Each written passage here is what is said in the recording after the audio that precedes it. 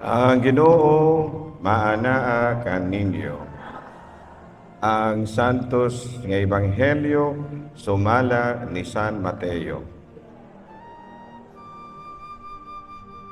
Si Jesus misugilon ngadto sa iya mga katawhan ug laing sambingay. Ang gingharian sa langit sama sa usa ka tawo nga nagpugas ug maayong binhi didto sa iyang uma.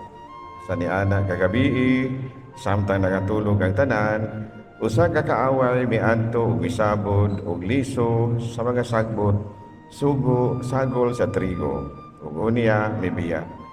Sa nakatubo na ang mga tanong ug misugod na sa pagbuswag ang mga uhay, diha pa mailhi ang mga sagbot. Ang mga sulugoon sa tagiya miduol kaniya ug miingon, "Sir, asa man gikan kini mga sagbuta? Maayo man tong atong gipugas nga mga binhi." Mitubag ang tagiya, ug sa kakaaway ang naghimo niini. Ug busa nang utana ang mga tigani, ang mga trabahante, "Gusto ka ba nga atong pangibton kining mga sagbot?" Ug mitubag ang tagiya, "Ayaw lang usa. Kasa inyo unyang pag-ibot sa mga sagbot, basig maapil hinuog kaibot ang mga trigo." Sagdahira nga ang mga trigo o ang mga sagbot magdungan og tubo hangtod sa tingani. Kay ingnon ko raunya kamo nga ibton ang mga sagbot o bugkuson o ihulog sa itsa sa daog sa kalayo o tiguma ang mga mayong uhay o hipusa dito sa kamali. Mga igsuon ko diha ni Kristo ang Ebanghelyo sa Ginoo. Maang lingkod. Mga igsuon, good morning na usab kanatong tanan. And also good morning to all our viewers sa atong Facebook mo.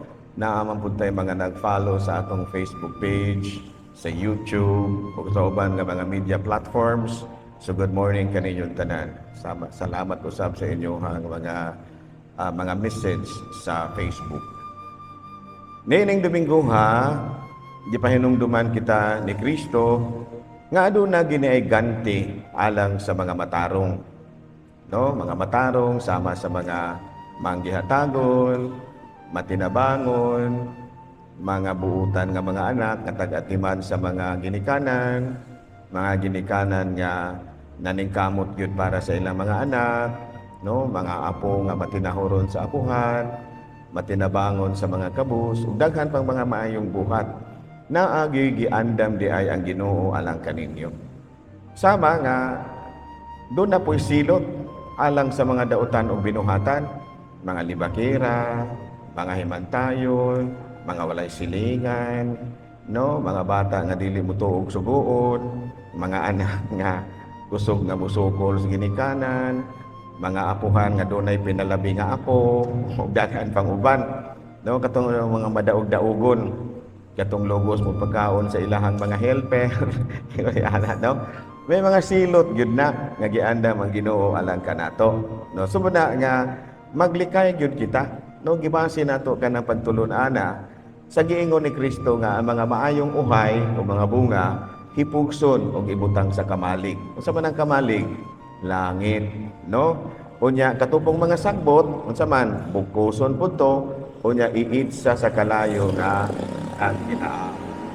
Sumuna nga manikamot gyud ta, no? Nga dili kita mahisama sa mga iski. Unsa man ang iski? So, maayo man ang iski, di ba? Unsa meaning og iski? Sangguniang kabataan, of course, dili na maong iskiha nga akong ipasabot.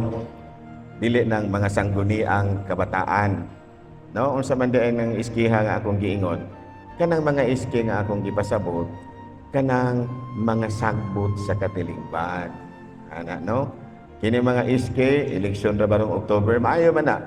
Kay gihimo man na sa gobyerno aron nga ma-develop ang atong mga youth leaders, sa mga future leaders man ang iski nato. Pero kanang akong gipasabot nga iski, kanang gasigirag katulog, no? Dako para ba yung kaon. Unay gitawag nga iski nga sagbot sa katilingban. So maglikay gyud ta ni ana, no? Kay usa gisulti ni Kristo sa mga sagbot sa katilingban, bugkuson og ihulog dito sa kalayo sa impierno, no ana, no? Kinahanglan nga musunod kita sa DSWDB. Sa man ang DSWDB? Sa man na? Ha? Ang sabi meaning of DSWD? Department of Social Welfare and Development. O ba ron? DSWD, Department of Social Welfare and Development. Pero naa pagyulain nga DSWD nga may pakapin nga B. Sa man na? Sa man ang D? Kanang D ana, dili. Nya kanang S, salawayon, dili salawayon. Nya kanang W, walay.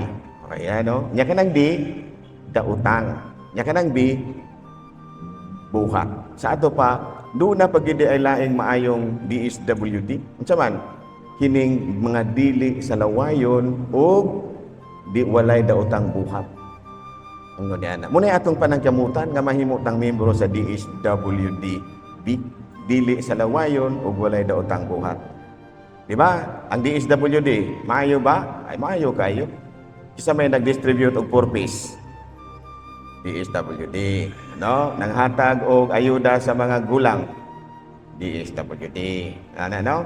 Kisa may manghatag panahon sa bagyo. DSWD. Yan doon na pag-yun sila ilang project, kining kalahi. Sa maning kalahi, muna manghimo og mga dalan paingon sa bukid, no? Sumayog yun ang binuhatan sa DSWD ug sa kining kalahi. Pero doon na pag yun nindot pag yun nga dalan, nindot pag yun kaayo nga buhaton nato isip membros DSWD. Kadili raman ka ng DSWD din has munisipyo mura na. Naa pa may daghang DSWD. Kitang tanan, pwede tang mahimong membro sa DSWD. Saman, basta dili ta sa lawayon ug wala tay daotang buhat, DSWD gihapon ta. Ya sama sa kalahi, manghimo man na silang dalan, pero kita dili lang dalan paingon handalamanon ning atong tukuron. Dili lang dalan paingon karulaan ning atong tukuron. Unsa man? Dalan paingon sa langit. So muna nga sa atong pagpadayon ni Santos nga misa, niingon ang Ginoo palambuag yun ang mga pulong sa Ginoo sa Dios diya sa inyong kasing-kasing. Unya, kinsa may nanudlo ni ining kining mga pulunga. Mga katikista nato, ato mga bata gitudluan sa mga maayong buhat, mga instrumento sa Dios aron pagsabwag sa maayong binhi. Mga ginikanan nga nagtudlo og maayong pagtulunan sa mga anak, mga apuhan nga nagtudlog pangadjion sa ilahang mga apo, mga pag-umangkon, mga iyaan, uyuan nga nagtudlo, no? Mga katikista nagtudlo, mga pare, mga madre, no? Kitang tanan mga instrumento sa Dios aron nga mapalambo ang iyang gingharian dinhi sa yuta. No, muna nga manikamot gid kita ni ana aron pag-abot sa panahon pasudlon kita sa gingharian sa langit. Kay unsa may gisulti ni Kristo, niingon siya hipusa ang mga mayong binhi, mga mayong uhay ug ibutang sa kamalig. O kanang kamalig nga giingon, mao kana ang gingharian sa langit. So, sa atong pagpadayon ni Santos nga misa, maglikay gid kitang makasala.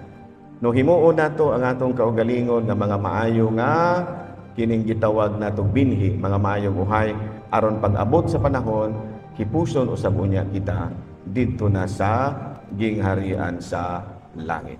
Manindog palihog.